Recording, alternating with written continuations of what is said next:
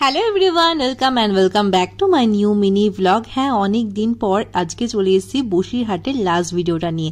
তোমাদেরকে অনেক দিন থেকেই বলেছিলাম যে বসিরহাটের লাস্ট ভিডিওটা আসবে, বাট সত্যি বলতে শারীরিক কিছু সমস্যার জন্য আমি ভিডিওটা দিতে পারিনি। তো আজকে ছিল লাস্ট ডে, আর লাস্ট দিন আমরা চলে গেছিলাম বর্ডারে। চেকপোস্ট পার করে সোজা চলে যাচ্ছি বর্ডার দেখার উদ্দেশ্যে। যেহেতু আমাদের ফ্রেন্ডের বাড়িটা ছিল বর্ডারের খুব কাছে, তাই এইটা দেখার মিস আমরা একদমই করিনি। আর সত্যি বলতে আমরা কবে বাংলাদেশ যেতে পারবো সেটা তো ঠিক নেই, তো এই দূর থেকে একটুখানি দেখে নিলাম চেকপোস্টটা, আর এটা দেখেই আমাদের মনটা অনেক খুশি হয়ে গেছিল। আর আজকে আমার হাজবেন্ড আবার চালাচ্ছিল কেটিএম, আর ফার্স্ট টাইম আমি উঠেছিলাম কেটিএম। তবে জানো তো, যখন আমি বাংলাদেশের বর্ডারে এত কাছে গেছিলাম, আমার সবচেয়ে বেশি তোমাদের কথাই মনে পড়ছিল, কারণ বাংলাদেশ থেকে আমার প্রচুর ভিউয়ার্স আমার ভিডিও দেখেন এবং তারা প্রতিনিয়ত কমেন্ট করতে থাকেন যে বাংলাদেশে এসো। তো নিশ্চয়ই যাব, পাসপোর্ট থাকলে তো আজই চলে যেতাম। আর কি ইন্ডিয়া বাংলাদেশ বর্ডার দেখার পর ইছামতি নদীকে পার করে সোজা চলেছি আমরা টাকির উদ্দেশ্যে। আর টাকি গিয়ে সবার প্রথমে আমরা খেয়ে নিলাম চা, আর দুধ চা বহুদিন পর খাচ্ছি, তাই সবাই মিলে খুব এনজয় করছিলাম দুধ চা। আর সত্যি বলতে চাটা কিন্তু সত্যি দুর্দান্ত খেতে হয়েছিল।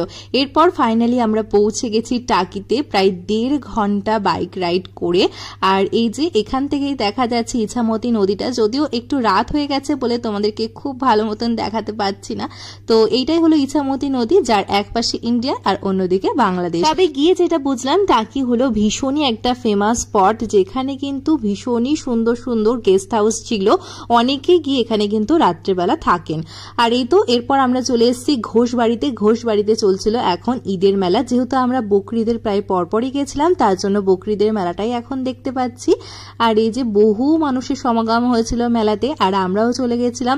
আর গিয়েই তো সবার প্রথমে অনেক এনজয় করেছি, বেশ অনেক ফটো তুলেছি, তো তোমাদেরকে তো এক এক করে দেখাচ্ছি। এই যে দেখো, এই রিং লাইনটা আমার বেশ পছন্দ হয়েছিল, ভীষণ সুন্দর লাভ সাইন দেওয়া ভিডিও হচ্ছিল, ফটো হচ্ছিল। এরপর খাওয়া দাওয়ার পালা, চলে এসেছি আমরা মোমো খেতে।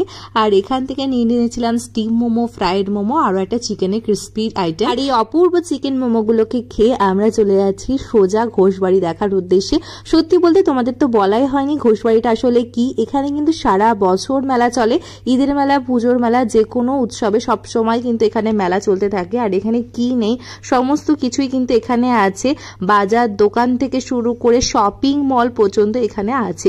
আর এই যে দেখো, এটা হলো ঘোষবাড়ির শপিং মল। আমার তো ভীষণই ভালো লাগলো যে সমস্ত ধর্মের মানুষকে কিন্তু এখানে সম্মান দেওয়া হয়। এখানে যেমন পুজো হয়, তেমনি নামাজের উদ্দেশ্যেও ঘর করা হয়েছে। আর তার সাথে সাথে এখন কিন্তু চার্চও তৈরি হচ্ছে। আজ তাহলে আসি, ভিডিওটা ভালো লাগলে কিন্তু অবশ্যই সাবস্ক্রাইব করতে ভুলো না।